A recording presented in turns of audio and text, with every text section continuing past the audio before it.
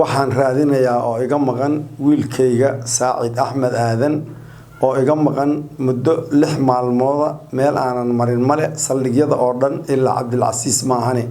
inta kale waa geeyay wax ii sheegana ma hayo wuxuu jiraa 20 jir waaye waa maariin midabkiisu markii noogu dambeeyay wuxuu sitay fanaanad iyo macawiis sitay marka waxaan ka codsanayaa ummadda Soomaaliyeed wixii arkaa si naxariis leh inay noola soo xariiraan annaga markii hore waxaan u tagnay horta bal inuu xiran yahay oo si waxa macquul shakiya in lagu soo xiraa macquula marka waxaan u tagnay bal ama iska xiran yahay marka waxay noo sheegeen oo biqorahan marka la xariirayna u tageynay oo biga uu fiirinaa because uu yaqaan dadka u xiran uu yaqaan la socdaa magacyada fiirinaa marka ma ii xirnoo leeyahay ninkaan marka markuu yiraahdo ma ii xirnoo waxaan leenahay diiwaanka noo gali bal hadii lagu keeno iyo hadii baart si kastaba ku yimaado oo si on ku soo gaaro marka telefoonadayadana waa qoranayay lambarkana waa magaciisana waa qoranayay isaga xaafadu degnaa waligiis ku noolaa waligiis wuxuu ku noolaa xaafada Oodweyne masaajidka quraca guriyooda soo horjeeda magaalada ma kala yaqiinay oo qof inta baxso maya magaalada wuu joogay intaas laakiin aqligiisu ma gaarsiisana haduu magaalada si fiican u dhaxgal inuu ku soo noqdo gurigiisa ma gaarsiisana aqligiisu waayahay lambarkaas lagala soo xiriira oo aad lambarkaas lagala soo xiriira oo wato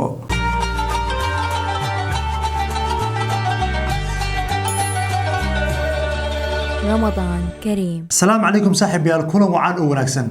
aabaha sadacadka ah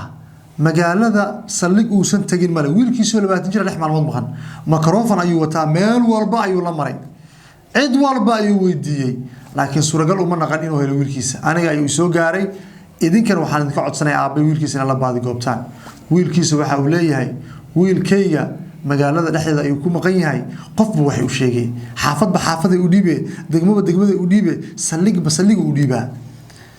CID-da dambe baarista saldhigyada ciidamada waxyaabaha kala kulmanay asiga ayaa noo sheegi doono aabaas ayaa jeclan soo dhaweey balse marka hore u soo biir YouTube subscribe de aabahana caawi please muuqaalka share garay adoo ma santahay dad Facebook page la socota follow iyo like aaba soo dhawo marka hore magacaaga iyo deegaanka aad iga soo booqatay waxa iga maqan wiilkayga Saacid Axmed Aadan warsame oo 20 jir oo madaxa looga jiro nin waa shay oo orday ma aha waa nin iska socdo xooga aqligiisu dhiman yahay marka wuxuu ka soo baxay xaafada Oodweyne masaajidka quraca marka halkaas anaga noogu war dambeysay meel oo uga baxay dhinac uga baxayna ma ahayn wiilkaaga meelaha laga raadiyay ama xaafadaha laga raadiyay ma sheegi kartaa haye waxaan ka raadinay kaas balbalaaro waxaan ka raadinay hawlwadaag oo aan dhignay saldhigyadeeda aan dhignay sawirkiisa iyo magacyadiisa kaas balbalaaro hawlwadaag waa bari Shantarale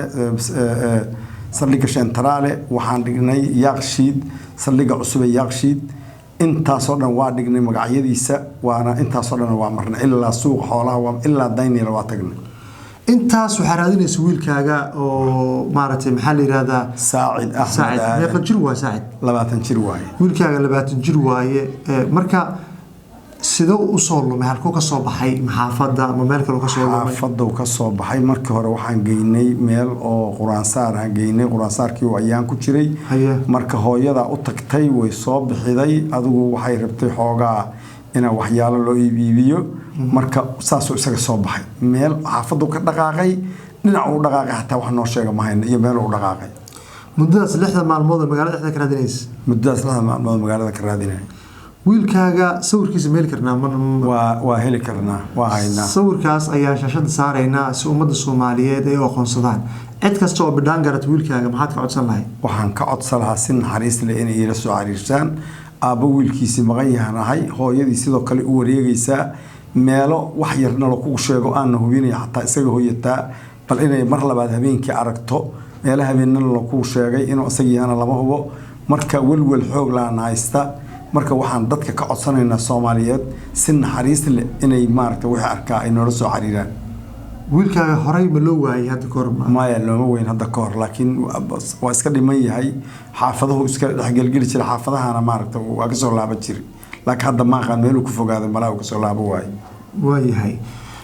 cid kasta oo aqoonsata marka wiilkaaga waxay rabtaa inay kugu soo hagaajiso manoo sheegi kartaa lambar lagugu soo hagaajiyo wiilkaaga laga soo haa haye waxaa la igu soo hagaaji karaa furaha 5 17 78 9 iyo furaha 5 furaha 5 10 66 wiilkaaga saldhigyada ciidanka markaa tagtay iyo goobaha dowladda oo dadka laga baahday goob maxay ku dhaheen annaga markii hore waxaan u tagnay horta bal inuu xiran yahay oo si waxaa macquula shakiya in lagu soo xiraa macquula marka waxaan u tagnay bal amaba iska xiran yahay marka waxay noo sheegeen oobi qorahan markasta la xiriirayna u tagaynay oobiga wuu fiirinaa because wuu yaqaan dadka u xiran wuu yaqaan wuu la socdaa magacyadoo fiirinaa marka ma ii xirno leeyahay ninkaani marka markuu yiraahdo ma ii xirno waxaan leenahay diiwaanka noo geli bal haddii lagu keeno iyo haddii maarta si kastaba ku yimaado oo si oon kuu soo gaaro marka taleefanadayadana waa qoranayay lambarkana waa magaciisana waa qoranayay isaga xaafadu degnaa weligiis ku noolaha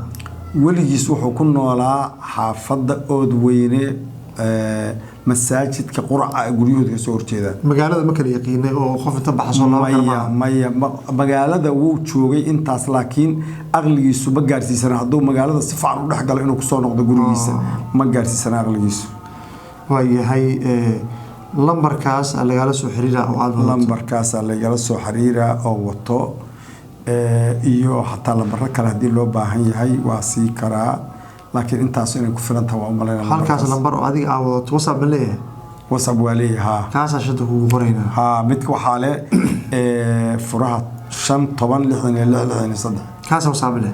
kaas WhatsApp lambarkaas ashada kugu qoraynaa waxaan jeclaan lahayn wiilkaaga in la helo dadka Soomaaliyeed ee barnaamijka ku xiran ee muuqaalada shargaray maxaa ka codsan lahayd waxaan ka codsan lahaa inay nala xanuunka nala qaybsadaan oo cunugaas wixii arkaa ay nala soo xiriiraan insha Allah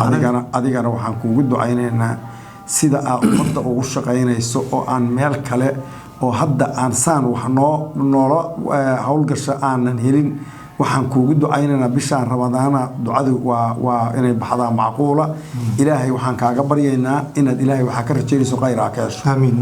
idinkan Allah idin sahlo wiilkiina adi iyo hooyaba waa maasantahay guud ahaan muuqaalkan oo qayb ka ah muuqaalada xanuunka badan ee barnaamijka baadigoobka baafinta ummadda Soomaaliyeed ee lintir inta ayaan jeclahay inaan kusoo gabagabeeyo maalin barakeysan Ramadaan ayaa lagu jiraa intaan dib u kulmayno waxaan ilaahay kaga baryayaa in cibaadadooda ka aqbalo isla markaana barwaaqo iyo reereen uu nagaarsiiyo qof walba oo dhibaataysan culayska ilaahay uu ka qaado dadka maqan yihiina ilaahay uu isku fududeeyo asalaadeen